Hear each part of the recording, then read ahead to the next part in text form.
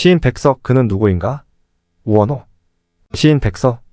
그는 1910년 한일합방으로 인해 일본 제국주의 치하에서 신음하던 1912년 평안북도 정주군 갈산면 익성동 마을에서 아버지 백십학과 어머니 이봉우 사이에서 삼남일녀 가운데 장남으로 태어났다. 그가 태어나서 얻은 호적상의 이름은 백기행이다. 우리들이 백기행이란 이름은 모르지만 백석이란 이름에 오히려 익숙한 까닭은 그의 고향 정주에 있는 오산학교를 다니면서 그가 문학의 뜻을 두고 필명을 백석이라 개명한 뒤 1995년 북한에서 사망했을 때까지 사용했기 때문이다. 그가 유명한 문인이 될 수 있었던 것은 그의 아버지와 그가 다닌 그의 모교 오산학교의 영향이 컸던 것으로 알려진다. 수원 백시 17대 손인 그의 아버지는 정주에서 서양의 신문화에 일찍 눈을 떠 백석이 7살이 되던 해에 오산소학교에 입학을 시켰다. 사실 정주는 중국하고 지리적으로도 그리 멀지 않은 아는 곳에 위치하고 있던 탓에 서양의 신문화를 쉽게 접할 수가 있었다. 그 때문에 훌륭한 인물이 많이 나왔는데 국문학사는 물론 시문학사에도 애 길이 남을 춘원 이광수와 김옥, 김소월 등이 이 고장의 출신이다. 오산학교는 남강 이승훈 선생이 도산 안창호의 연설을 듣고 감동하여 세운 학교로서 수많은 문학인과 예술가를 배출시킨 학교로도 유명하다. 그 대표적인 인물이 민족시인 김소월과 소나기의 소설가 황순원과 가장 한국적인 작가인 동시에 가장 현대적인 작가로 평가받는 화가 이중섭이다. 백석은 13살에 오산보통학교에 입학하고 18살 무렵에는 오산고보를 졸업하여 그가 일본으로 유학가서 사학의 명문 야오야마 학원에서 대학 생활을 하기 이전까지 오산학교 교정에서 대부분의 학창시절을 보냈다. 오산고교에는 매우 훌륭한 선생들이 많았으나 김소월의 스승이었던 김옥과 그리고 이광수가 교단에서 학생들을 가르쳤고 백석이 재학 시에 고당 조만식 선생이 교장 선생으로 있었는데 백석은 그의 집서 하숙을 했었다고 전해진다. 그가 문학에 대해 남다른 소질을 보이고 자신의 인격을 다듬을 수 있었던 것은 모두 그와 같이 훌륭했던 스승들과 선배들의 밑에서 공부했던 이 무렵의 일이라고 생각한다. 그는 오산고보를 졸업하고 대학에 진학하려 하였지만 가정의 형편이 어려워 진학을 포기하고 집에서 쉬면서 문학에 심취하여 창작 활동에만 전념했다. 이 시기에 그는 소설을 써서 그 이듬해인 1930년 1월 조선일보에서 공모한 제2회 신년현상문의 공모에 응모하여 그와 아들이가 당선되며 문단에 데뷔했다. 신년현상문이라고 함은 오늘날의 신춘문예를 의미한다. 신년현상문 예소설이 당선되며 사실상 그의 인생이 바뀌었다. 정주에서 금광으로 크게 부자가 된 방응모가 조선일보를 사들여서 운영하고 있었는데 그의 후원을 받아 그는 일본 도쿄에 있는 청산학원로 유학가서 1930년부터 4년 동안 영문학을 전공했다. 오산학교 시절에는 반 친구들 40명 중에 10등을 할 만큼 공부에 별다른 재능을 보이지 않던 그가 대학에선 영문학을 전공하면서도 러시아어는 물론 프랑스어 등의 외국어에 상당한 실력을 보였다고 한다. 영어 회화에도 능통하여 그는 귀국하여 조선일보사에 취직해서 직장 생활을 시작하면서부터는 소설을 쓰기보다는 오히려 외국 서적 번역에만 몰두했다. 그의 영어 실력은 훗날 함흥에 있는 영생고보에서 영어 교사로 재직 당시 학생들에게 대단한 인기를 얻으면서 명성이 자자했을 정도였다. 그런 때문인지 그는 소설에도 시작에도 크게 관심을 안 보이고 외국 서적 번역에 날가는 줄 몰랐다고 한다.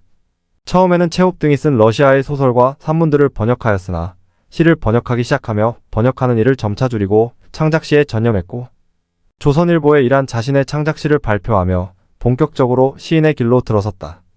이때부터 탁월한 시의 재능을 보였다. 그 이후로 그가 남긴 소설로는 마을의 와 닭을 채인 이야기라는 제목의 2편의 단편 소설이다. 산턱 원두막은 비었나 불빛이 외롭다. 헝겊심지에 아주까리 기름에 쪼는 소리가 들리는 듯하다. 잠자려 조울던 무너진 성터.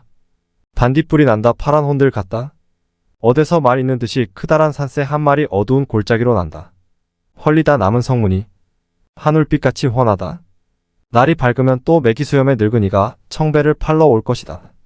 마이너스의 전문 마이너스. 위의 시를 발표한 뒤에도 조선일보에서 발행했던 조광이란 잡지의 향토세, 이 짙은 통영 등의 서정시를 계속해서 발표했다. 이 시절에 그는 그 당시 문단을 이끌었던 임화, 박용철 등의 여러 문인들과 교류했다. 그들 모두가 백석의 시에 관심을 보였고 이때부터 백석은 시문단을 주도하는 시인으로 서서히 자리를 굳혀갔다. 그러던 그가 시인의 입지를 더욱 굳힌 것은 그의 첫 시집 사슴을 발간한 뒤였다. 조선일보사에서 직장일을 하면서도 더욱 많은 시를 써서 발표했고 점점 더욱 많은 문인들과 사귀었다. 그때 그가 사귀었던 대표적인 문인들은 신석정과 함대훈 등이었다. 그 시기는 향수의 정지용과 모란이 피기까지는 의 김영랑 시인이 첫 시집을 내던 때였다.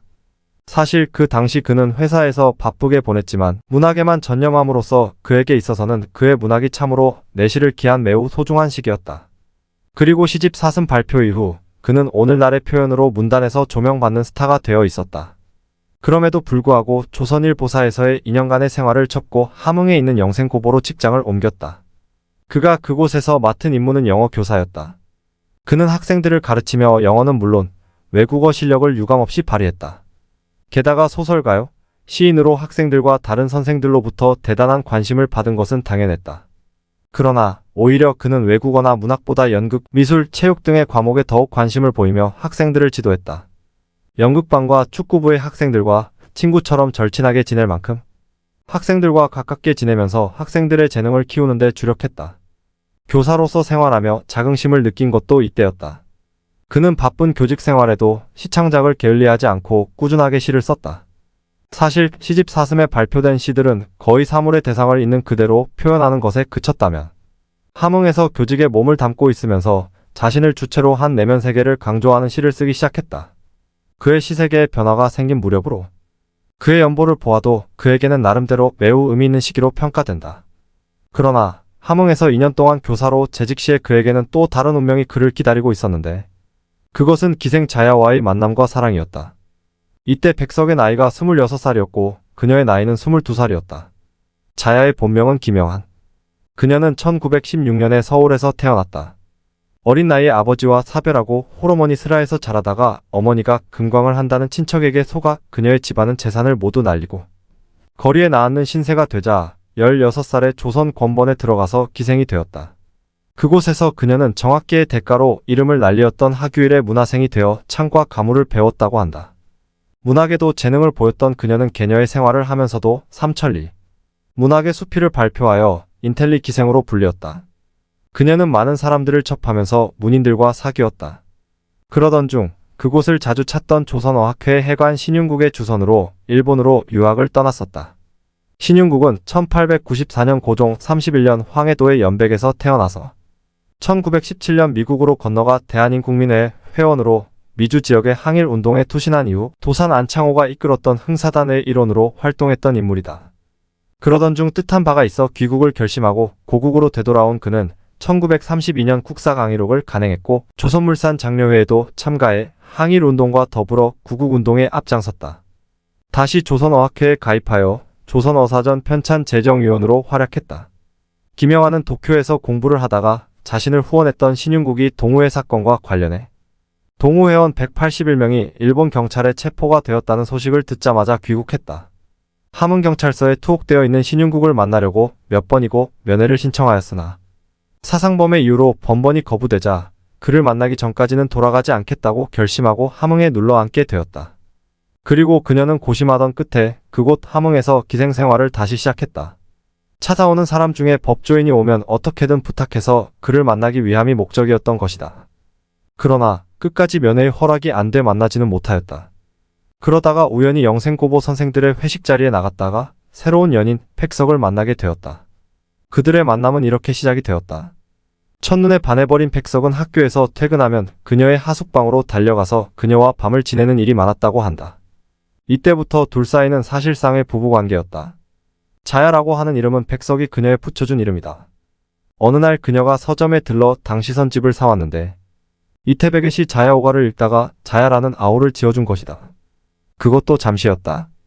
달콤했던 그들의 사랑은 그녀가 먼저 서울로 떠나면서 팩석과 그녀는 서로 다시 만날 날을 기약하며 헤어졌다.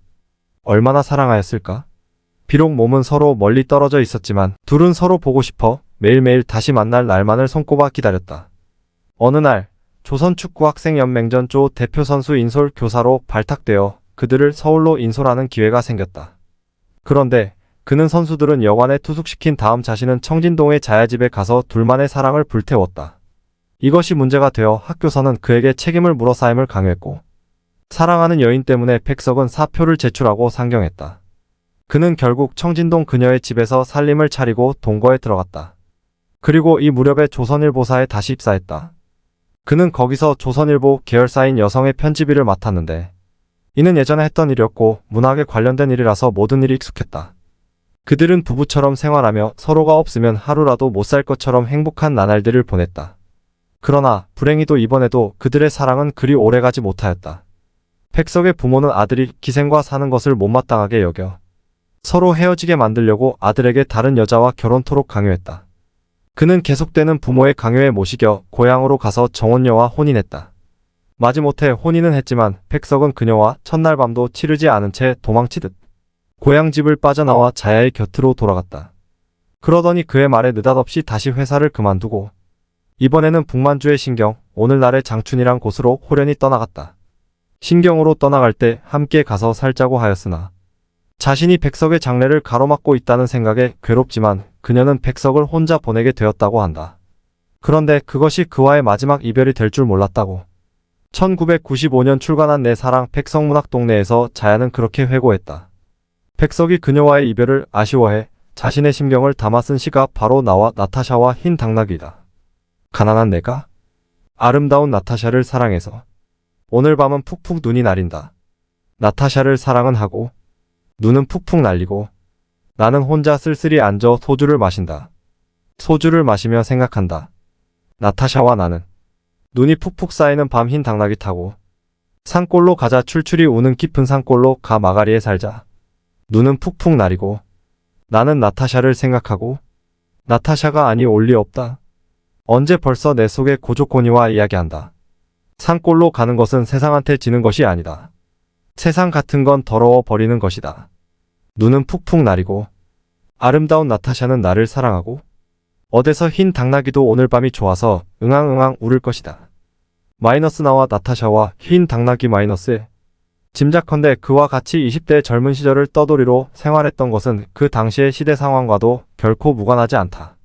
백석의 결혼관에 대해 부모들의 봉건적인 사고방식 때문에 부모와의 마찰을 빚은 것도 하나의 이유가 되겠지만 일본 제국주의가 중국에서 벌인 남경 대학살 등의 아시아 전역에서 침략 활동을 강화하기 위해 국내에서는 말할 것도 없이 유학생들까지 학도병의 이름으로 강제로 징집하여 전선으로 내보내던 시기라서 인테리의 입장에서 나라 없는 서름까지 겪으면서 남모르는 고민이 많았을 것이다. 그렇게 어려운 여건 속에서도 그는 펜을 놓지 않았다. 그는 북만주의 신경서도 여전히 시를 써서 문장 등의 문해지를 통해 오늘날의 시인이나 시를 사랑하는 모든 사람들로부터 사랑받고 있는 북방에서와 흰 바람벽이 있어 등의 시를 잇따라 발표했다. 그 중에서 그의 북방에서는 일제말의 식민지, 현실에 대한 암울함과 무력하게 살아가는 자신에 대한 자책감을 보여주는 시이다. 이 시의 주체는 한민족의 역사가 시작되던 때부터 현재까지 살고 있으면서 민족이 함께 겪는 역사적 일들이다.